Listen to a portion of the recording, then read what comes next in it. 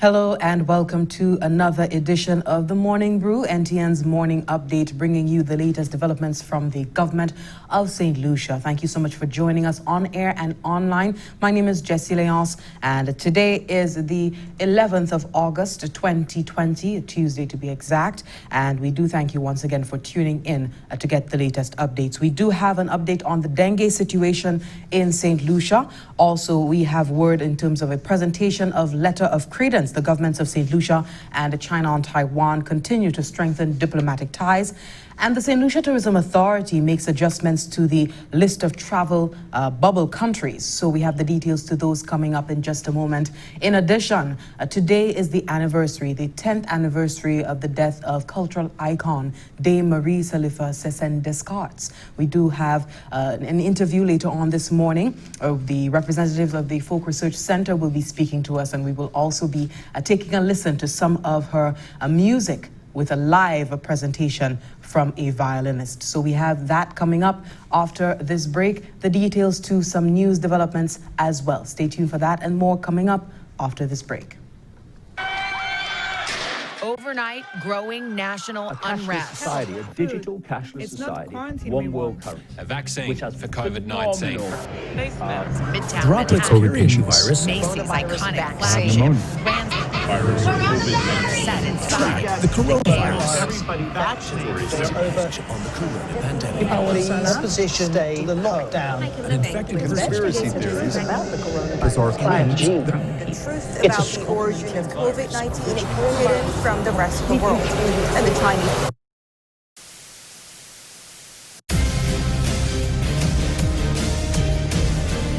In this constantly changing environment, resulting in sensory overload, cut through the noise and tune in to the National Television Network, the official source of information, all facts. Thank you so much for staying tuned. You're listening to and you're watching the NTN Morning Brew for today, Tuesday, the 11th of August 2020. And before we went to break, I ran through some of the latest developments happening from within the government of St. Lucia. We have an update on the dengue situation on island, and that is coming from the Ministry of Health and Wellness's national epidemiologist, Dr. Michelle Fassois. Take a listen.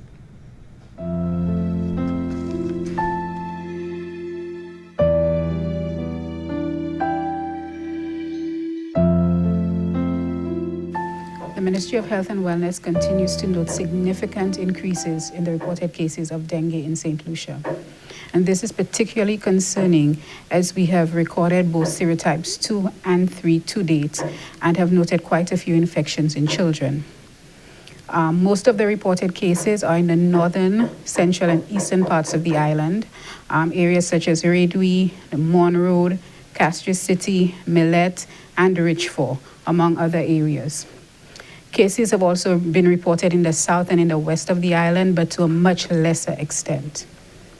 Dengue is a viral illness, as its name suggests. It is spread by an Aedes aegypti mosquito, and it is caused by a virus, and to a lesser extent transmitted by the Aedes albopictus. The mosquito lives in the community, it lives among us, it likes fresh water. So it is a mosquito that is normally found in and around the homes. It is endemic to St. Lucia, which means that it is something that we see every year. It is something that we record throughout the years in St. Lucia, and it often peaks during the rainy seasons. There are 4 serotypes, 1, 2, 3, and 4 of dengue. And normally when an individual is infected with one serotype, he or she receives lifelong immunity. However, if an individual is infected with a second type of dengue, a second serotype, he or she is likely to face a more severe clinical picture on the second infection. And this is why this is particularly concerning to us in St. Lucia, that we have 2 serotypes in circulation. The virus, dengue viral disease, has an incubation of 4 to 10 days after the bite. And by the incubation period, I'm referring to the type between when the individual is infected and starts manifesting signs and symptoms. About 3/4 of the infections of dengue virus is asymptomatic, meaning that the person does not have any signs or symptoms, or it produces a very mild infection, which is normally difficult to differentiate from other illnesses. So with COVID and with flu and with other illnesses, it sometimes becomes difficult for persons to determine whether they are having dengue or another viral illness. Persons with mild dengue may experience fever accompanied by rash, nausea, vomiting, usually pain behind the eyes, muscle and joint pains. Now, in its more severe form, persons may progress to bleeding of the mucosa, which is the gums or from the nose. They may also start passing blood in the stool. They may also experience severe abdominal pain, excessive vomiting, which may lead to dehydration.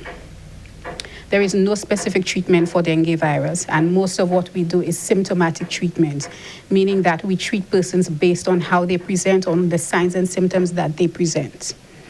Testing for dengue is available in St. Lucia, and the Ministry of Health and Wellness urges persons who may be experiencing signs and symptoms of dengue to seek help at any of the nearest wellness centers. Now, because the vector requires water to breed, this is why we notice its peak during the rainy season. When the rains come in, the vector tends to breed in the smallest of receptacles. So what we're asking the general public to do is assist in eliminating the breeding grounds for the vector, and in that way we can control the spread of dengue in St. Lucia. So we ask persons to do frequent checks around the home, ensure that your buckets, your covers, everything is turned over, and monitor your yard, both inside and outside of your homes, to ensure that you do not have breeding. We also ask persons to avoid the indiscriminate dumping of garbage. Please adhere to the times, the days, and schedules for garbage collection in your community, because as I indicated, these are very easy to collect water. Any receptacle, from the smallest, from the stoppers, can collect water and favor the breeding of the mosquito. Persons who have been diagnosed also with dengue would be asked to sleep under mosquito nets to avoid being bitten by the mosquito. And we also recommend the use of insect repellent to prevent bites from the mosquito and therefore inhibit further transmission of the virus from one individual to the other. Dengue is not a problem that we are not used to. It is something that we are challenged with every year, and it is something that we continue to call on the public to assist in prevention. Together we can break the transmission cycle, and the Ministry of Health and Wellness will continue to provide updates to the public at frequent intervals.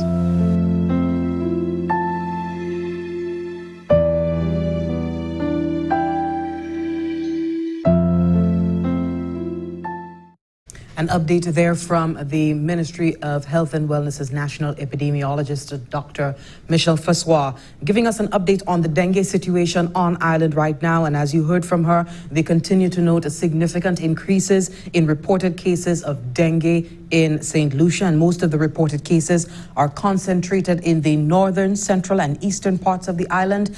Cases are reported in areas such as Redwe, Morn Road, Castries City, Millet, and Richford. Cases have also been reported in the south and west of the island to a much lesser extent. Well, whatever part of the island you are from, we do encourage you to take the necessary precautions. Look around and about your property to ensure that you don't have receptacles that's collecting rainwater to be a breeding ground for these vectors. So please take note of that. We continue with news this morning, presentation of letter of credence. The government of St. Lucia and the Republic of China and Taiwan continue to strengthen diplomatic ties. On Monday, the newly appointed ambassador designate of the Republic of China to St. Lucia, China and Taiwan to St. Lucia, His Excellency Peter Chen presented letters of credence to Governor General of St. Lucia, His Excellency Sir Emmanuel Neville Snack. The ambassador affirmed his commitment to working with the government of St. Lucia towards the development of the country. We have a report from Anicia Antoine. Take a listen.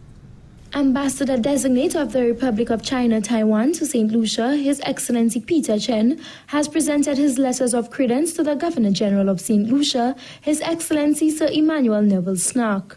In presenting his credentials, the ambassador reaffirmed his government's dedication to assisting in the development of St. Lucia.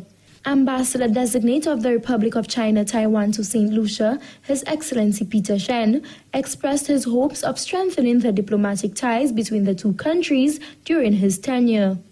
Evidence of our expanding and deepening relations has revealed itself in the close cooperation between Taiwan and St. Lucia in areas such as agriculture, education, medical care, information and communication technology, environmental protection, community development, and public infrastructure. High-level mutual visits, as well as youth and cultural exchanges between our two countries, have also fostered an environment for mutual respect and broader understanding.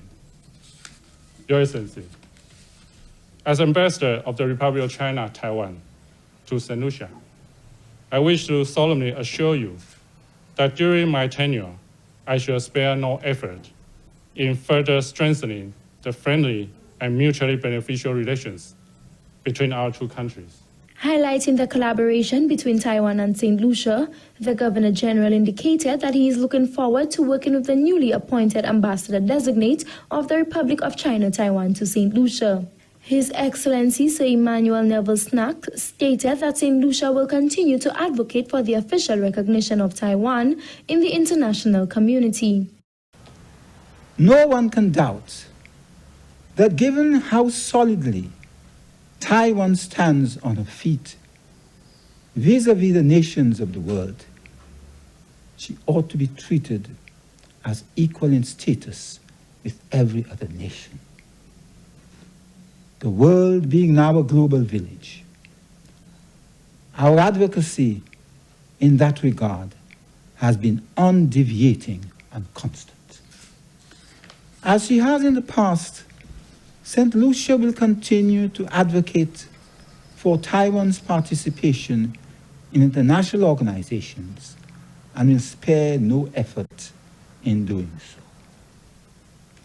I am fully aware of the challenges Taiwan has been facing in her quest to gain official recognition by the majority of the international community. For as Minister for Foreign Affairs between 1987 and 1992, I never failed to advance her fitness, and in that respect, St. Lucia has never lost faith. The presentation of letters of credence by the Ambassador-designate of the Republic of China Taiwan to St. Lucia took place on Monday, August 10th, 2020 at the Government House. From the Government Information Service, I am Anicia Antoine reporting. Thank you, Anicia. The Ministry of Health and Wellness continues to monitor the situation on the ground in travel bubble countries as it relates to COVID-19, so as to guide decisions and respond swiftly to changes. The St. Lucia Tourism Authority, SLTA, indicates that this is necessary to ensure the health and safety of all St. Lucians. Well, everyone within this population. The SLTA's Public Relations Manager highlighted recent changes to the list of travel bubble countries. And as I understand it, bubblecation removes more countries from its list. We have a report. Take a listen. St. Lucia Tourism Authority's Public Relations Manager, Jermaine Georges, indicated that given the information gathered on the ground, changes were necessary. As we continue to drive the momentum with bubblecation, as of August 7, 2020, the following countries form a part of the Caribbean bubble.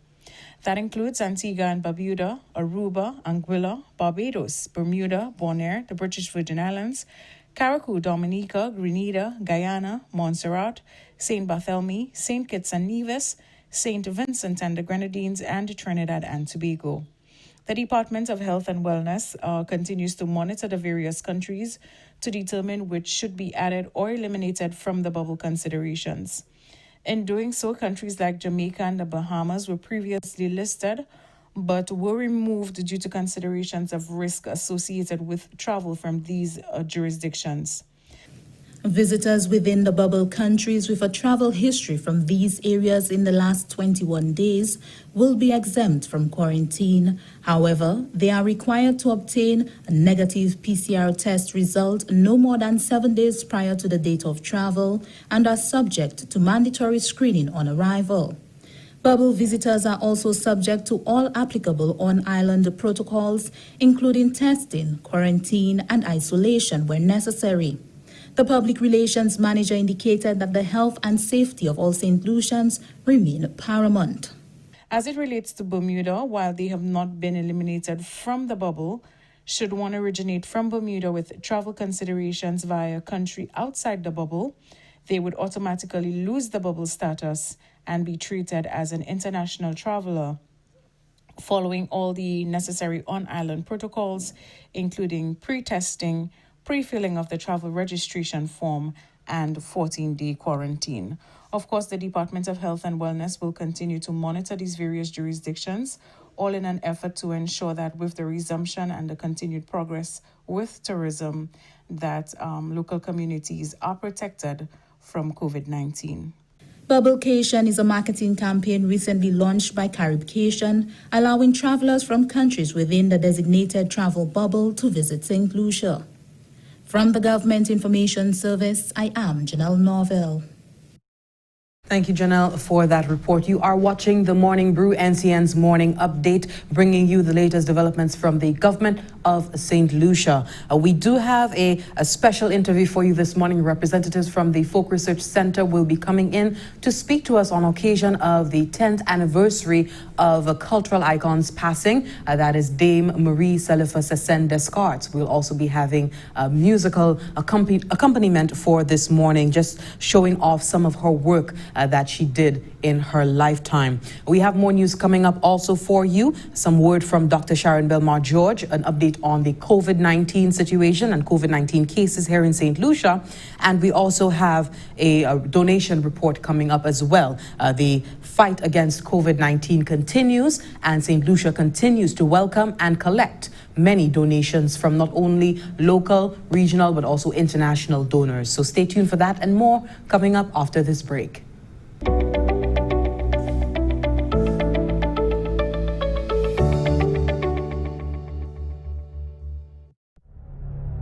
Cette lisi ka registre vermin corona ek I ka fait mouvement ek an chay vitesse tan chaque canef ka kouye pour vigilance publique la fait wolo parler en place publique qu'on bon mais base ti boutique changer distance sociale 6 pieds Rodyon à l'autre, I ka travail tan, si ou senti ko pas cordial, quarantine ko, pas en contact et puis l'autre, en cas où te toi pe exposé. C'est un écouye, free one ou ben n'importe clinique yo pou. Les pays a dimi à clé, ça veut dire les supermarkets, pharmacies et puis ATM, yo accessible avant cette souhait. Pays à clé en plein, ça veut dire tout bagay fermé à 24 heures. Servi protocole comme sorti par bureau indication santé. Nous tout ensemble, ça sauver vermine corona. Si nous tous servi jidla à toutes les. Together let us win this war. St. Lucia be a soldier. Together we can beat this corona. Thank you so much for staying tuned. We do have an update from Dr. Sharon Belmar-George on the COVID-19 cases here in St. Lucia. That's coming up. Meantime, St. Lucia received support in its fight against COVID-19 with the donation of personal protective equipment to the government of St. Lucia, delivered through the Integrated Regional Logistics Hub from the World Health Organization and Jack Ma. We hear more from Anicia Antoine. Humanitarian supplies are being provided to the government of St. Lucia to support national efforts during the COVID-19 pandemic. This donation from the World Health Organization and JACMA is the result of a discussion between Prime Minister of Barbados, the Honorable Mia Amor Motley, and the Director General of the World Health Organization. The World Health Organization made a commitment to support the provision of essential medical devices and supplies to CARICOM. Delivery of the WHO and JACMA donations to the government of St. Lucia is being facilitated through the Caribbean Disaster Emergency Management Agency, CDEMA's Coordinated Integrated Regional Logistics Hub. The shipment to St. Lucia will contain 3,990 N95 masks and 129,200 surgical masks. The Integrated Regional Logistics Hub serves as a transshipment point for COVID-19 related relief supplies and will aid the coordination of humanitarian logistics. It was established as part of the COVID-19 response and will be available throughout the 2020 Atlantic hurricane and possibly beyond as a legacy facility. Maritime operations for the hub are based at the Barbados Port and Air Operations at Grantley Adams International Airport. The Government of Canada has reallocated 401,359 Canadian dollars from the Targeted Support to CDEMA project towards the establishment and operations of the hub. The CDEMA coordinating unit remains committed to supporting our participating states as they navigate the uncharted waters of COVID-19. St. Lucia has a total 25 confirmed cases of COVID-19 as of Friday, 7th August 2020. 22 of these cases have fully recovered and 3 are stable and remain in care. The condition of the last case was of the 86-year-old, a gentleman who was diagnosed on Thursday, July 30th, 2020, has improved and has been released from the intensive care unit at the respiratory hospital and is being managed on the ward of the respiratory hospital right now. A total of 3,973 tests have been conducted to date. Chief Medical Officer in the Ministry of Health and Wellness, Dr. Sharon Belmont George, indicated that individuals are still not adhering to protocol, hence placing others at risk. The Ministry of Health and Wellness was again alerted this week by the Police Commissioner of persons entering the borders illegally from high-risk areas. They are placed in institutional quarantine when found, but many remain in the communities. We continue to advise the public against harboring persons coming through the borders illegally. This poses a serious threat of COVID-19 transmission at the level of our communities. As we manage new cases and investigate possible contacts, the public is advised to take personal responsibility to protect themselves and their family. We advise on responsible behavior without unnecessary panic. The public is advised that all of the protocols are still in place. These include the use of the face mask in public and maintaining safe physical distance from others. The Ministry of Health and Wellness is appealing to the public to continue supporting the national effort to minimize the threat of COVID-19 here in St. Lucia. The 5 respiratory clinics remain open to facilitate anyone with respiratory signs and symptoms or concerns. And the 311 hotline, which was so popular at the onset of COVID-19 when we had the full lockdown and persons were calling in to get help, assistance during that time where all the supermarkets were closed, needing help with groceries and whatnot. That 311 hotline is still active and it's available where concerns and questions can be addressed. If you see something, say something. We recently heard from the Royal St. Lucia Police Force of confirmation that persons are still coming back door.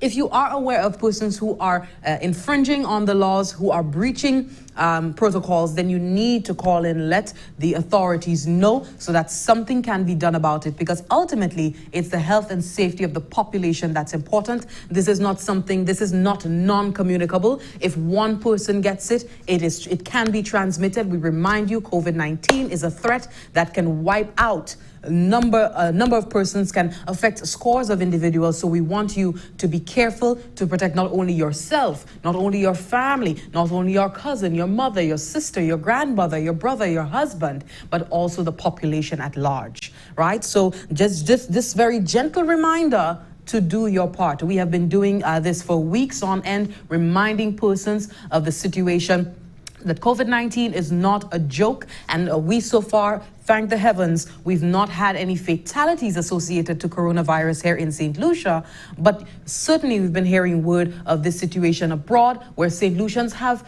succumbed to COVID-19 abroad in other countries. So please take note of that. Please be sensitive to that situation. Please observe the protocols, the use of masks, the washing of hands when you can't, use the hand sanitizer, the 6-foot physical distancing.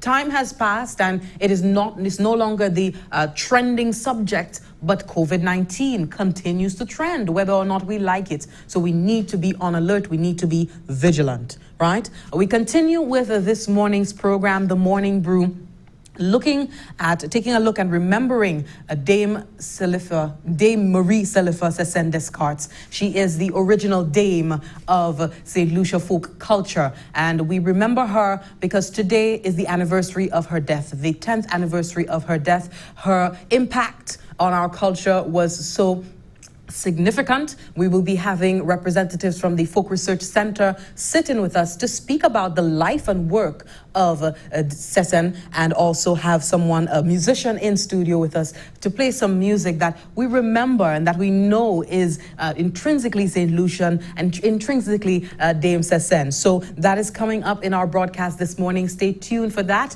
If you love Sesen, if you want to know about Sesen, you don't really know, do stay tuned to this program. We'll have that and more on the other end of this break.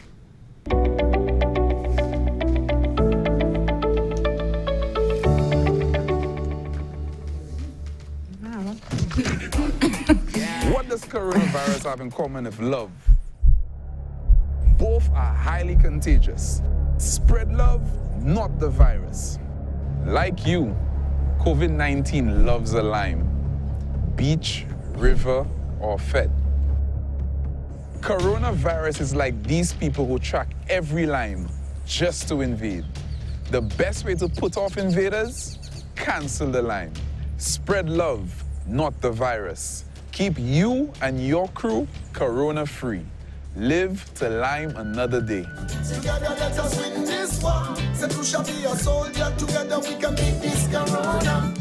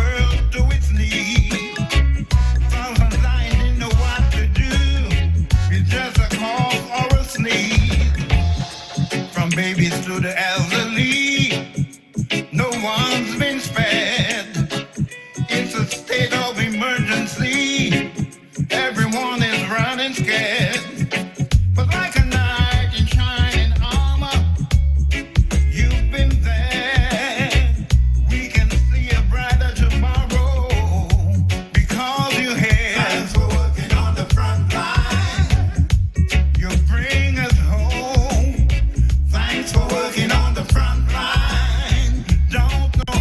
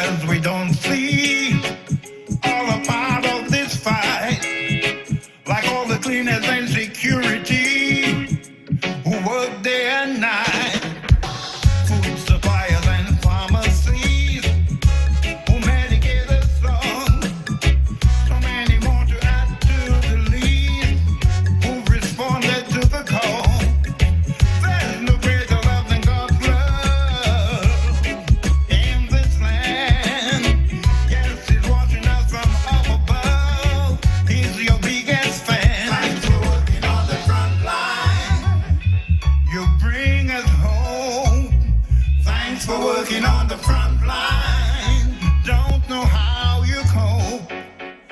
Thanks for working on the front line. My angels in disguise. Thanks for working on the front line. You bring tears of joy to my eyes. Thanks for working on the front line.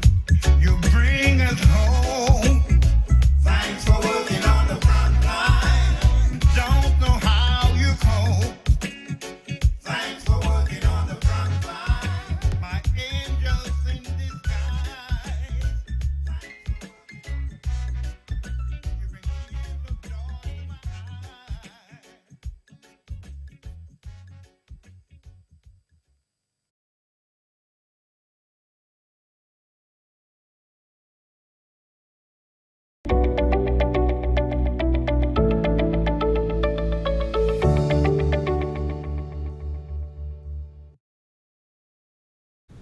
When the folk, song and dance traditions of St. Lucia were threatened to fading into obscurity, we had a disciple in the person of Dame Marie Salifa Sesen Descartes. She came being the central figure in the revival of our culture here in St. Lucia, and she is the grand dame of St. Lucian folk culture. And today we remember the anniversary of her death. It's today, 11th August 2020. And in studio with us is a member of the Folk Research Center, Ms. Marilyn Hyacinth, to speak to us about the life and work of Sesen this morning. Good morning to you, Marilyn. Thank you so much for being here. Thank you also for giving me the opportunity to talk a little bit about Sesen. As you said, Sesen today is 10 years since her passing, and we remember her in a very special way because Sesen has contributed a lot to the folk development of St. Lucia, the folk cultural development in song, in games, in poetry, in the way she related and so on, and even the manner in which she related to people, you know, taught people and so on. I remember being in her company, being taught the Creole jouet, local games and so on, tiki-talk, you know, and these things, passe la main, and these kind of things. But as we know that Sesen was born in Magwetut, in Miku, in 1914, so during the time of the First World War. I mean, she was being born and so on. And she grew up, she was the fifth of 5 in her family. And as she said, she was more or less brought up with her aunt, her mother's sister. And she went to school, but up to 8 years, she dropped out of school because of some experience she had at the school. And since then, she remained home with her mother and father. But at the same time, how did they discover this aspect of Sesen? Sesen's father, Sonny, started a Laos group in Magwetut, and he wanted a shot well. And he just thought that Sesen had what it took at 8 years to be that shot well. And he informed the mother, his wife, that Sesen will be the Chatwell, and the mother probably just accepted. And Sesen came on, she sang, and she rocked the crowd. And blew the roof. Yeah, and that is how she started off. Okay, wonderful. And she, I understand she was active from 1922, being a shotwell just in the community whenever there was cultural activities and whatnot. Can you tell us about, well, that would be significantly prior to the time when she was really discovered in terms of mainstream St. Lucian culture. Can you tell us about when she was discovered, quote unquote? Her music was recorded for all of St. Lucia to hear and recognize that this person, this is a Chatwell extraordinaire. You know, Sesen was used by this woman called Mary Grace Augustine, who had this big building along the Patience Road there as we drive into Monrepo.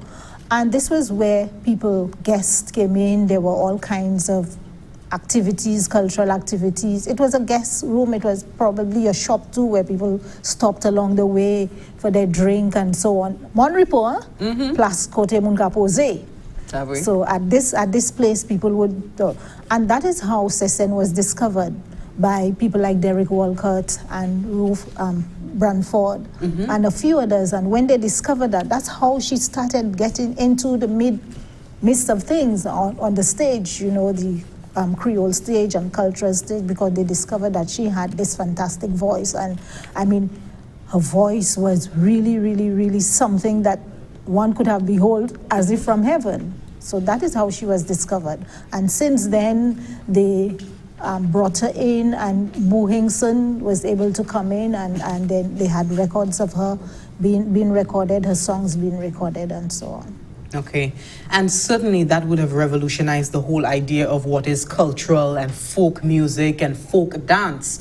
And as I mentioned, as we opened, you know, folk culture in St. Lucia was under threat of just being fading away. And here we have this pop star, this rock star, Cécenne Descartes, coming on the scene and reminding us of how great this music is, how impactful the culture is. Can you just speak to the situation perhaps during and after Cécenne, how she helped to change people's perception, and even assisting now, I joined to Folk Research Center in the whole sensitization of folk music, folk culture, folk dance in St. Lucia? I think one person that we have to remember when we speak about Cécenne is Joyce Ogis. Joyce Ogis. Joyce Ogis did a lot of work, and she was one of those who discovered Cécenne as well. And she also recorded. Yeah, and pushed her through, and I mean brought the Folk Research Center along. It was she who brought the Folk Research Center along to give the Folk Research Center the avenue and the opportunity to engage Cécenne and give support to her. And through Folk Research Center, through their own advocacy, was able to get a house built for Cécenne, who was in more or less a little kind of destitute situation for the kind of person, the kind of contribution that she had made to the country. And the government decided to build her home. And this is what now we call the Place Cécenne in Monrepo. But it was through all of this that Folk Research Center developed that relationship with her. And in 1984, we started our first Journée Creole. And this was held in Monrepo. And it was during this celebration that Cécenne was honored as the Queen of Culture and Folk in Monrepo in 1984. And that also began a lot of, how would I put it? I mean, pushing forward, promoting of her songs, of her dances, and attraction, and so on. So that whole Place Cécenne that we'll probably talk about came as a result of the 2018 fire, that FRC's home was destroyed.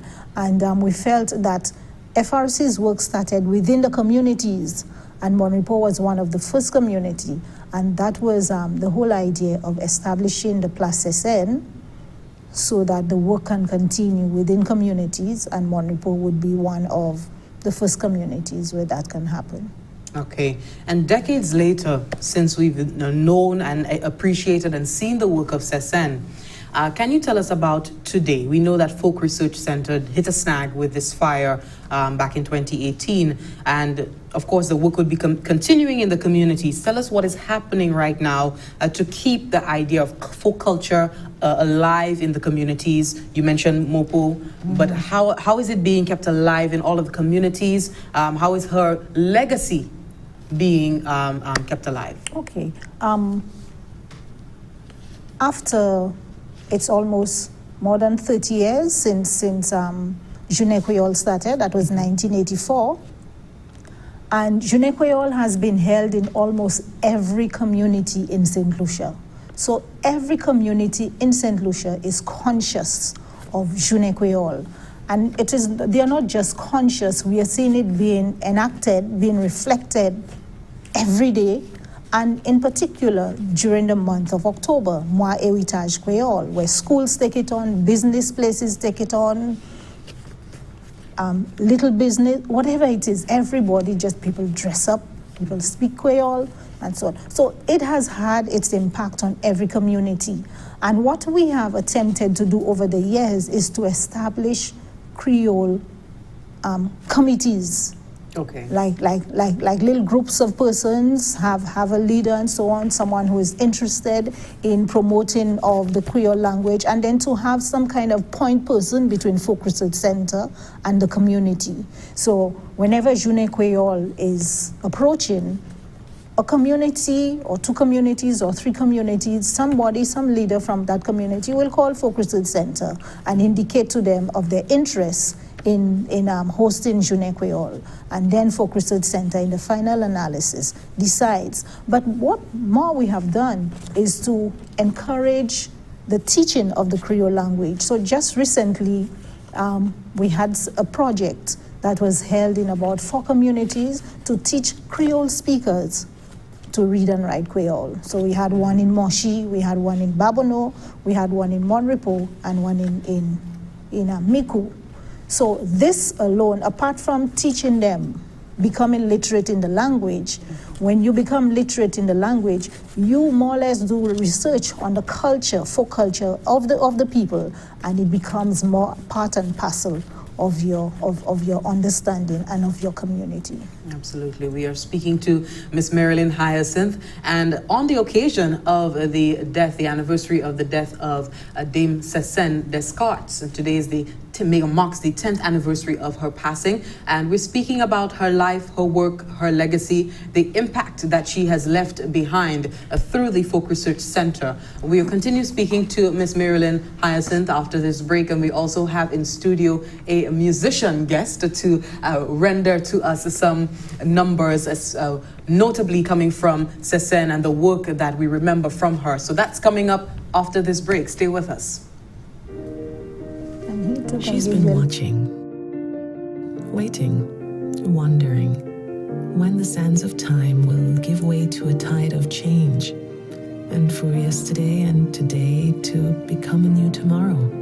For a time when her sun can kiss the cheeks of your loved one and her stars can twinkle in her honeymoon skies, when her earthly embrace will reassure and calm your soul, and her unique view can change your whole perspective. Proudly, she has risen to meet new challenges and to provide safe harbor to all who reach her shores. For her hopes and dreams still stand shoulder to shoulder, a precious reminder of experiences yet to come. So, wherever your moments and memories take you, let her sense of adventure set you free. She is Saint Lucia. Let her inspire you.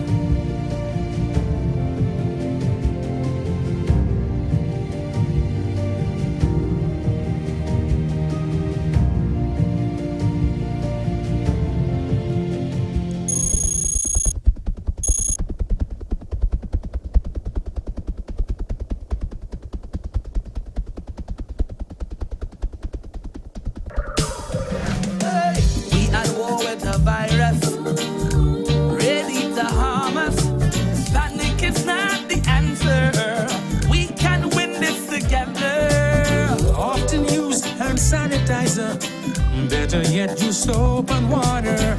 We must protect each other if we are to beat this corona. Together let us win this war. Be a soldier for St. Lucia. Together let us win this war. Be a soldier, together we can beat this corona. So you don't become the next case. Avoid touching your face. I'm sure you've been told so. Handshakes and hugging are up. No, no. Advice is you the please. Cover your mouth and your nose if you cough or sneeze. Practice social distancing and avoid large social gatherings. Together let us win this war. Be a soldier for St. Lucia. Together let us win this war. St. Lucia, be a soldier. Together we can beat this corona. For further information, please contact the hotline at 311 or the Bureau of Health Education at 468-5349.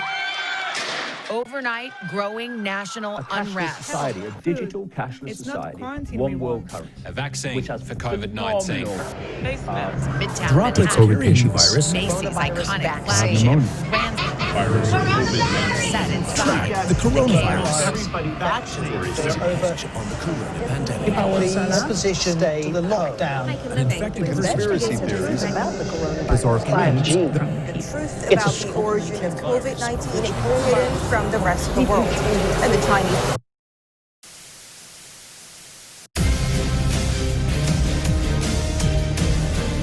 In this constantly changing environment, resulting in sensory overload, cut through the noise and tune in to the National Television Network, the official source of information, all facts.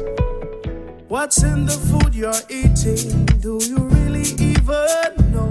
All the chemicals and hormones used to accelerate their growth. All the artificial flavoring, sweeteners and colors too. We consume and we don't spare a thought for the damage that they'll do.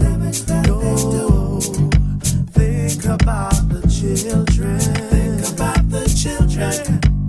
How will we save them? Chemicals and GMOs are not the solution. Use organic and join. Excessive agrochemical use, additives, and genetically modified foods are harmful to health and the environment. Join the good food revolution. Grow, buy, and consume organic. A message from Rise St. Lucia and the Ministry of Sustainable Development with funding from the GEF Small Grants Program, UNDP. The good food revolution. What does coronavirus have in common with love? Both are highly contagious. Spread love, not the virus. Like you, COVID-19 loves a lime. Beach, river, or fed. Coronavirus is like these people who track every lime just to invade. The best way to put off invaders? Cancel the lime. Spread love, not the virus. Keep you and your crew corona-free. Live to lime another day. Together let us win this war. St. Lucia be a soldier. Together we can beat this corona.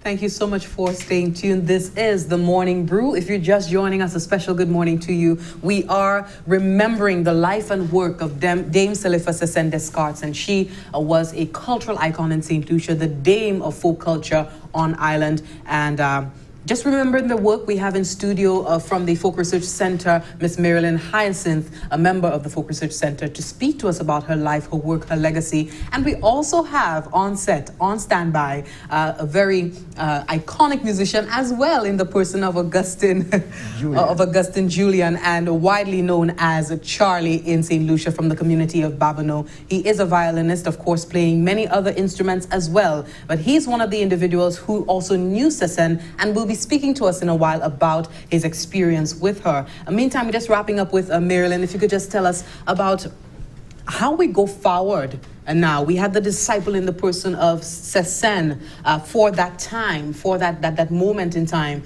How we go forward in terms of transcending the folk culture into the space that we are now in terms of the technology, the way the online space is set up. Can you speak to the significance of us moving into that space and what it will take in terms of the creatives in St. Lucia, in terms of tapping into what is culturally ours, intrinsically ours, and using it and tying it into the technology, what have you, to make us continue to be aware of, continue to appreciate what is St. Lucian culture? I think what has happened with the Place Sesen and Folk Research Center, it's the beginning of something great for not just for the community of Mon Repos or for the people of Mon Repos, but for the people of St. Lucia, the children of St. Lucia. We have seen that now Sesen songs are not just something that was being sung by Sesen, but it is now recorded and the whole world has access to it. And we are hoping that through this, it can move on from one space to the next. Bo Hinkson has taken it and translated it into something even much more beautiful with his jazz skills and so on. And in Monrepo, there is a group, I think they call themselves Sesen, Sesen's group or something. So this is a legacy that has been left behind. But they are all working Sesen's relatives because the community is a small community, but they are all interrelated, and these people consider themselves as being very gifted. So the young people, School of Music, we have School of Music that can take this on, and we have Charlie here. Charlie has his Mamai Lakai group, and then people are all running after Charlie whenever there is activities somewhere to bring them to their homes and so on, to their communities and so on. And we have a lot of young violinists and a lot of musicians that can take it further than where it is here. So it is something that we're looking forward to, that it will not just remain on the stage within the walls of Folk Research Center, but it could be used far and wide within the diaspora and throughout the world. And now segue, Marilyn, now to Charlie, Augustine Julian. Remembering Sesen at this time, what are some of your fondest memories and interactions with her, perhaps? Okay. First of all, good morning to you. Fine. Good morning to all. Good morning to listeners. First, I would say in 1970, when I came from the Virgin Islands, and then I met up with Frank Norville. This is Frank Norville. And this is where we started. And then we go all about to Monrepo, the other places, to see how the folk music was and how it would be, because our intention was to have a folk group and a dancing group. Now, I am a dancing tutor by nature because I learned the instruments, plus I learned the dancing by watching it. And today, I'm proud to see that we have so many dancing groups in St. Lucia doing our cultural dance. This is important because we are the only one in the Caribbean that have that unique dancing, especially the figures of the quadrille. Now, while we go up, we met with Sesen Descartes, and we realized she was a fantastic shotwell. And then Frank and I, we went close to her, we visited her, and she gave us her stories, and then the way she sing, her voice, we captured her voice, and then in her recording, I was able to put some instrument, a shak-shak, when she said, "Mama Ladi, why?" The shak-shak in it, I was the one who introduced the shak-shak in it, because it's not everybody that could play the shak-shak with the original beat that the shak-shak should play. It's not just shaking it. You play it. Because shak-shak needs to play. Banjo is not just strumming it, it's to play the banjo. Everything have its own different beat to make it what it is. This is how I learned it from youth, and this is what I maintain, and I'm not going to change it. Right now, in the quadrille, they add so many choreography into the quadrille. Yes, it's good because the tourist does not know, but the originality of the quadrille is gone down the drain because they change it. But I personally will not change it. I go according to how it was. We definitely appreciate your authenticity and very staunch at that. The experience with Sesen, how did it impact? You mentioned that you interacted with her from 1970. Yeah. How has it changed your style of music? You hear with a violin, you did mention You did mention the Shack Shack. That's right. I'm sure there are other instruments that you play. How did it change the way that you play, your understanding of folk music? You know, hearing this outstanding chantuelle, how did it impact your own career? Well, this gave me a boost on that also with the singing part of the La Rose, especially the La Rose and the Margaret, because we realize today the La Rose and the Margaret is partly going down. And since Sesen has gone, Florida Mackey, Liza Maxwell from Goodland, there's a lady from Swaziland, I think she passed, she was blind. These people had some unique voices for the Creole, the La Rose, the Margaret. And then I find, since Sesen left it, very few people hold it on to continue it. And this is very good. The Margaret also, they're doing it in the schools. But I find the people in the area should hold on this legacy of Sesen Descartes, because we will get all what we want, but we lost what we had. You mentioned Florita Marquis, Sesen. Do you have hope for us finding fresh new voices to continue and carry on the legacy of folk culture in St. Lucia? I would wish that could happen. Someone, and to ask someone who knows so that they can take a cue from. It's not just having somebody who can sing, but it's how they're singing it. Nuance. Nuance is how they're singing it. You have to show them or teach them the original so that they can hold it. Right? It's not just singing and give it a different beat, but let's have the same thing what we had. Now, I'm anticipating some original, authentic sounds from you this morning. If you could bless us with your musicality on the violin, we would really appreciate it. Ladies and gentlemen, viewing on air, online, we have Mr. Augustin Julien, widely known as Charlie.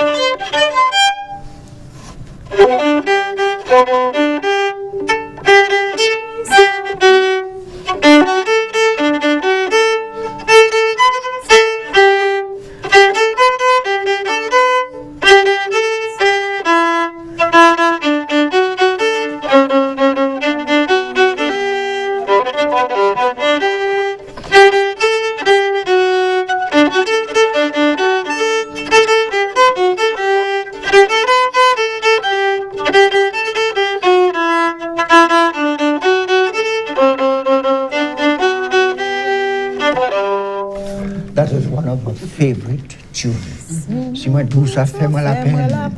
And it's the way she was expressing it. You know, it gives you a feeling of what she was doing. This lady had a passion in what she was doing. That is why everybody was feel pleased to name her the queen of folk music. Yet we had another one who was not really much recognized, was Florita Mackey. This lady had a fantastic voice. She was singing along with Merry Makers from Ancillary. Okay. Ancillary Canaries, because she's features on the album. And this lady had that unique voice. But like I said, we will get what we want. We lost what we had. Another number for us. Yeah.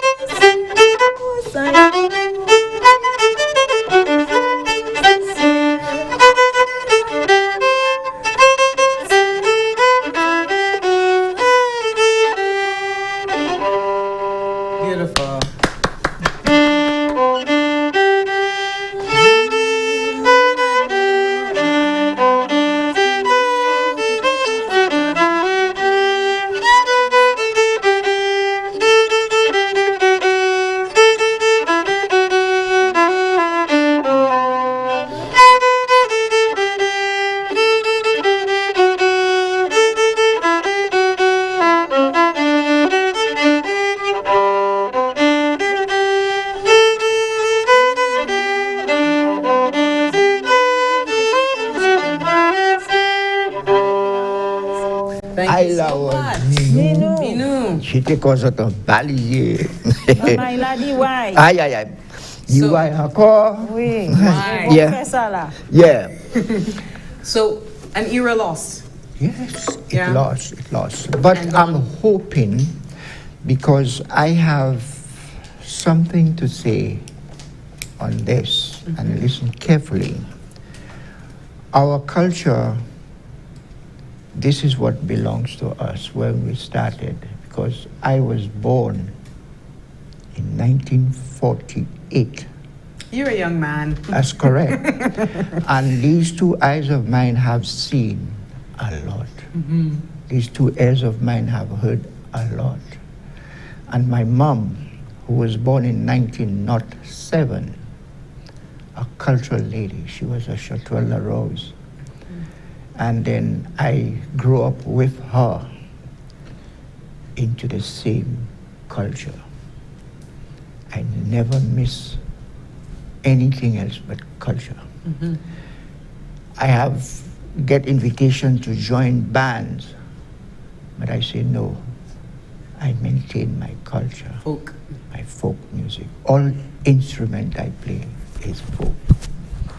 Now the story is, it started with me at the age of 5. I was at the Anglican school. And then the teachers, I could remember that. The teacher said, if you get your psalms right, you're going to get toys, Christmas time. So I was in line. I got a couple of mine right, no problem, but I was in line for toys. Everybody choose bigger toys, cars, dolls, everything. I choose a small 1.5-inch harmonica. And I started playing that thing from the gardens until I reached Mondido, 1 mile from town. And guess what? Learning to play Mary Had a Little Lamb. Nice. And when I reached home, well, it was annoying for my mom, because in the house, few, all day, all night. And today, I'm proudly say I have 16 harmonicas to my disposal. Wow. 16? 16 of them. Wow. I have played harmonica in Carifesta 6 in Trinidad, and the people could not believe it. I had a very small one. When I close it in my mouth, they're hearing the instrument, but they're not seeing it. It's when I put it in my nose and I play, they say, wow, the national television was on me, Carifesta 6 from St. Lucia. We have already made St. Lucia proud with our folk music. Right. You make me remember the wood, the term they used to call the harmonica, muffagan. Muffagan, yeah. And there I started. When I reached 15, I started with a guitar. Now I used to go out and listen to quadrille. My main interest was the guitar, the bass of the guitar. And that motivated me. I say, one day I will do it. And I go on, following, because that's what we had. When I raised, that's what we had, quadrille. There was a lady who used to give quadrille. And then the way the quadrille is not the folk music. Quadrille and folk music are two different, it's separate. Quadrille is the figures, the quad is 4 couples. 4 couples that dance the quadrille. So when the people when you go to a quadrille, you could dance a la comète, a moulala, a widova, a pick waltz. People call it Scottish, but we do not dance Scottish in St. Lucia. It's pick waltz. The word is 1, 2, 3, 1, 2, 3, and you waltz. It's a pick waltz. And then these dances, you're not paying to dance it, a la comète or anything. The musician pay, but the only time the musician make the money is when you hear quadrille, dame fresh, cavalier fresh. Now, there was rules in it. When you call that place, you present yourself with your partner. You pay for your partner, and you have your partner so you could dance the quadrille. They start from figure 1 to figure 4, non-stop. That goes on. That is where the musicians make their money. Now, the rules was, if while you're dancing you make a mistake or you bounce somebody, the band stop, you paying for the other free couples, and then it restarts. It was a method to teach you to learn the dance, so that tomorrow when you go to a place you will not make mistake. But the people had it. It was fun. But today you wouldn't see this. You wouldn't see this. But this level of dedication that you've mentioned about your own life, picking up the maffagun. That's right. and being dedicated to the craft and learning other instruments over these last few decades, right. even with Sesen, starting at the very early age of 8, you mentioned, right. Marilyn. Can you speak to young people today being dedicated to their craft? Because you have a lot of musicians coming up in St. Lucia. Right. You have a lot of persons who do craft and cottage industries springing up still on island. Can you just speak to the significance and the importance, even speaking to them in the camera, okay. the importance of being dedicated to your craft? That's right. I would love, nothing will fill me to see that a young group emerging, and I'm devoting myself to help them out, to give them what really is the culture, what really is the folk music. I would love to do that. But today it is difficult to get young people to be interested into our folk music. It's like, it's a mix-up thing. It's like cornmeal and flour. It's difficult to take out cornmeal out of flour. Right? So, thank God we have a lady friend, I will always mention her name, from Louisiana. A fantastic violinist. She's now putting up in Labrie, and she have a small school of music, teaching one of our icons from Labrie, which was Ives Simeon, fantastic violin man, a banjo man. I think you must have heard of him.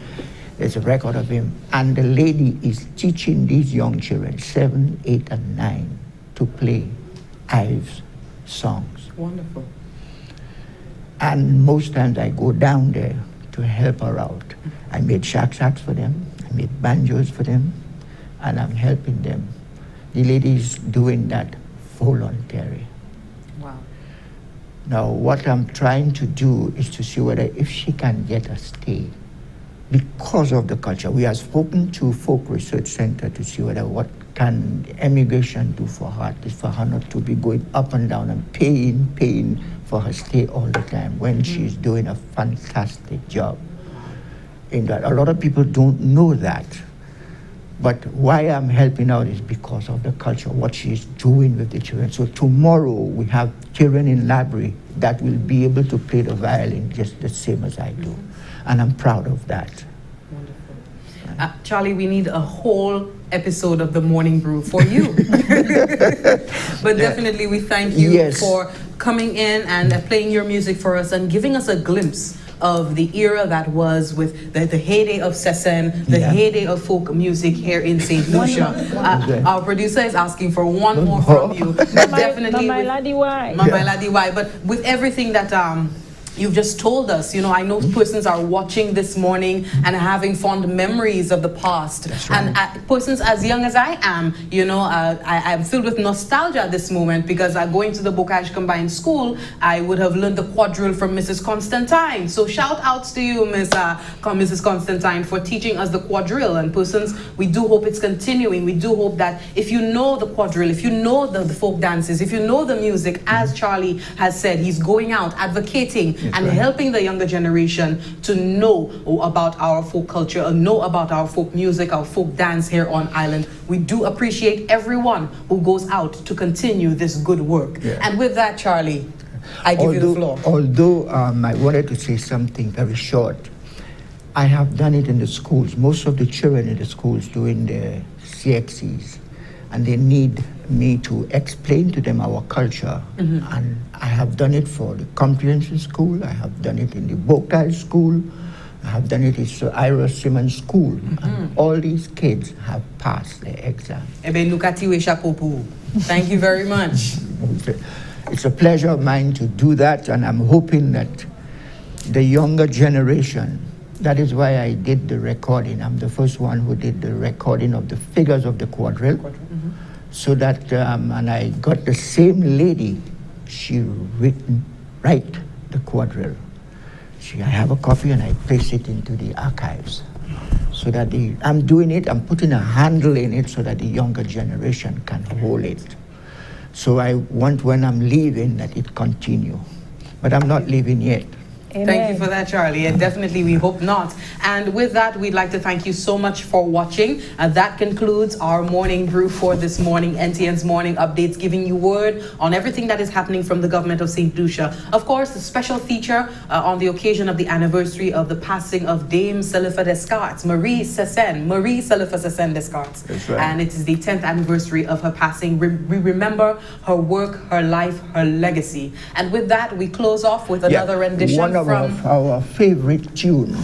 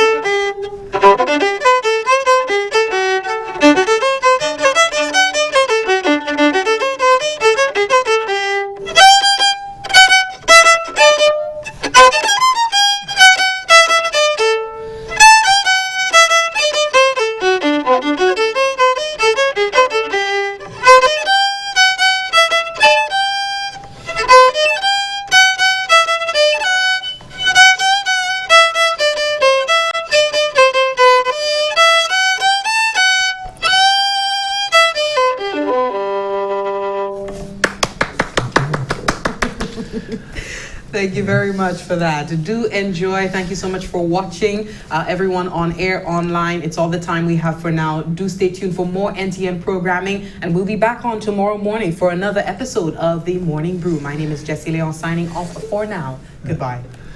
Good. Now, if